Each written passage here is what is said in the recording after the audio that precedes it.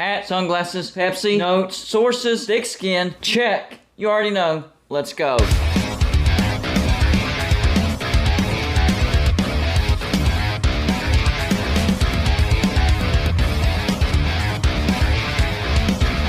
Golden Blooded is a college football YouTube channel for entertainment. So make sure to hit that like and subscribe button, and let's get into our next college football video. Don't forget to send gear to represent your team. The address is P.O. Box 360, Liberty, South Carolina 29657. Yes, we are still doing that. Just wanted to put that reminder in there because I haven't reminded anybody here recently. For the most part, the Big 12 has been on the short end of conference realignment. Conference realignment has not been nice to the Big 12. One of the biggest problems is they've been reactive, not proactive.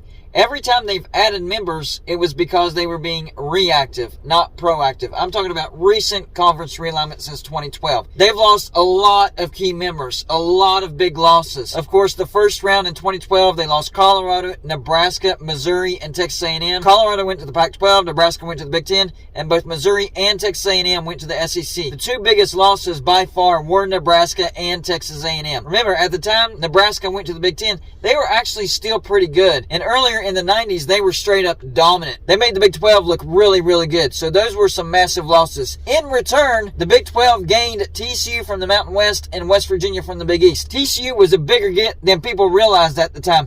In fact, and I hate to say this, I think TCU was a bigger get than West Virginia. Why do I say that? Well, I looked at winning percentage since both TCU and West Virginia entered the Big 12. TCU third in the Big 12.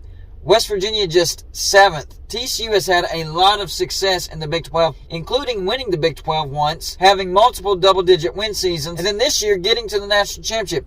Yes, they gave the Big 12 a black eye by getting absolutely obliterated 65-7, but for the most part, TCU has made a lot of money for the Big 12, and they've been successful in the Big 12. Yes, I do think TCU has been more valuable than West Virginia, and that pains me to say, but facts are facts. In 2021, fast forward to 2021, big blow to the Big 12. They lost Oklahoma and Texas to the SEC. In return, they gained BYU, who is independent, Cincinnati from the AAC, UCF from the AAC, and Houston from the AAC. So as far as history goes, conference realignment has not been kind at all. Biggest losses, Nebraska, Texas A&M, and of course, Oklahoma and Texas.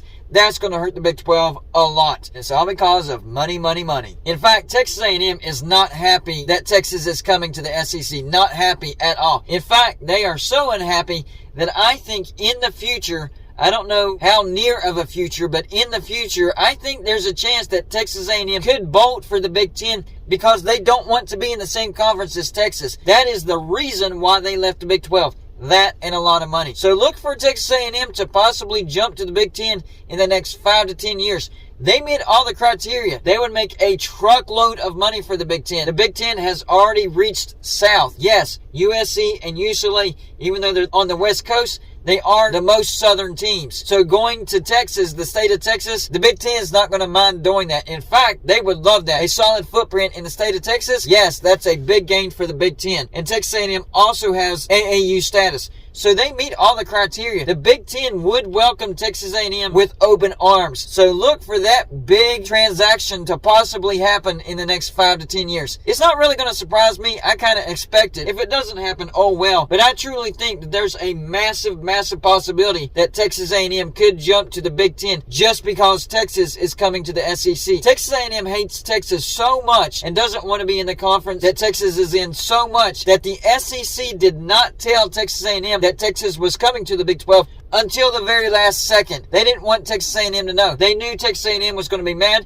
and they knew that Texas A&M was going to throw a fit, and they did all over social media. Texas A&M fans, Texas A&M alum, Texas A&M players, Texas A&M administration, they absolutely blasted the SEC for bringing in Texas. So no, I will not be surprised if Texas A&M does choose to go to the Big Ten in the next 5 to 10 years. And neither should you since you're watching Golden Blooded. But what about the here and now? What does the future hold for the Big 12? Well, we've heard that they've been talking to Arizona, Arizona State, Colorado, and Utah. All of those teams from the Pac-12. And Colorado, a former Big 12 member. And yes, They absolutely bashed the Big 12 on the way out, acting like they're better than the Big 12, and pretty much the entire Pac-12 looks down on the Big 12. They think they're better than the Big 12. They call themselves the elitists. But the Pac-12 is looking very, very shaky. So even though Pac-12 teams look down on the Big 12, they don't want to be a part of the conference that's going to sink like a ship. And it's very possible that the Pac-12 could sink like a ship. USC and UCLA, they're headed off to the Big Ten. We know that Oregon and Washington want to go to the Big Ten. The Big Ten has said no for now, but I think eventually Oregon and Washington will head to the Big Ten. So teams are going to be looking to get in front of that. They don't want to be a part of the Pac-12 when it actually goes down. They want to jump ship before it actually happens. And so the Big 12 and these four teams have been called the four corner teams, even though they don't make up the entire four corners. So really they should be called 3/4 of the four corners. That aside, the Big 12 has been talking to these four teams. Great additions for the Big 12, but does that tell us that the Big 12 knows that they're going to lose some teams? And what I've been hearing is that the SEC is interested in Oklahoma State and West Virginia. I've made several videos on this, but I wanted to take a different angle on this, because if you look at the history, the Big 12 has only invited teams after they knew that they were losing some teams. In 2012, they invited TCU and West Virginia after they knew Colorado, Nebraska, Missouri, and Texas A&M were leaving. In 2021, they invited BYU, Cincinnati, UCF, and Houston only after they knew that they were losing Oklahoma and Texas. So maybe the Big 12 knows that they're about to lose some teams, and the two names that I've heard the most as far as next on the list to jump from the Big 12 is West Virginia and Oklahoma State. Going to the SEC as a West Virginia fan, that makes me very, very nervous, because the SEC is a really, really good conference, but at the same time, we'd be making SEC money, so maybe we could actually rise with the SEC instead of being a doormat like Vanderbilt. That's not a guarantee. We could actually end up being the doormat. We haven't done very well in the Big 12, but still, I would be excited about that. I could go to more away games. That's killing me right now. I can't go to very many away games because we play in the Big 12. Now, bringing in Cincinnati, and well, Cincinnati will help. UCF really doesn't help all that much. That's in Florida. Houston, yeah, that's in Texas still. BYU, that's even further west. So really, only Cincinnati helps me out as far as going to away games. I haven't been able to go to many away games. I try to go to at least one or two home games. Last year, I was able to go to the Backyard Brawl because it was in Pitt. That's only about an hour drive, something like that, from Morgantown. So very, very doable. West Virginia in the SEC, I would love that. Athens, Georgia's just a short drive away. Columbia, South Carolina, just a short drive away. Knoxville, Tennessee, I can do that. Even Lexington, Kentucky, that's still closer than Morgantown, West Virginia, a home game. The only away games that I wouldn't be able to go to if West Virginia were to join the SEC, definitely College Station, Texas for Texas A&M, Austin, Texas for Texas, Norman, Oklahoma for Oklahoma, Fayetteville, Arkansas for Arkansas, Columbia, Missouri for Missouri, and maybe Oxford, Mississippi for Ole Miss, and Starkville, Mississippi for Mississippi State. But yeah, I could go to Tuscaloosa, Alabama. I actually drive through Tuscaloosa on the way to Destin whenever I go down to Destin, so I know the route really, really well. Auburn, Alabama, I could do that as well. Nashville, Tennessee is doable, but I don't know if I want to drive that far for a game against Vanderbilt. But everybody else, that's very, very doable. So I would be excited because I could go to a lot more away games. That's the thing that I don't like about West Virginia being in the Big 12 the most.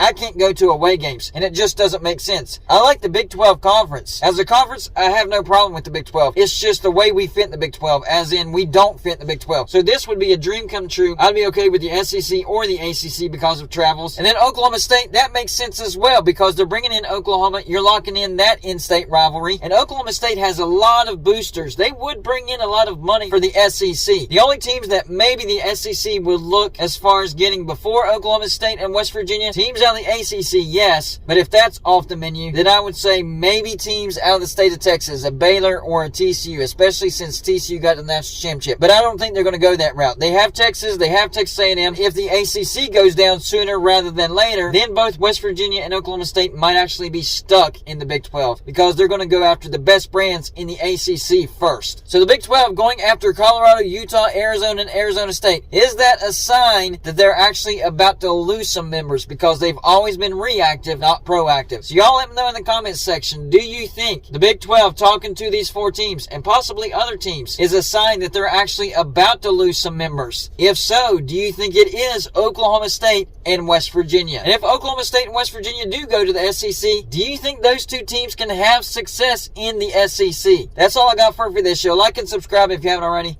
and I'll see you on my next show.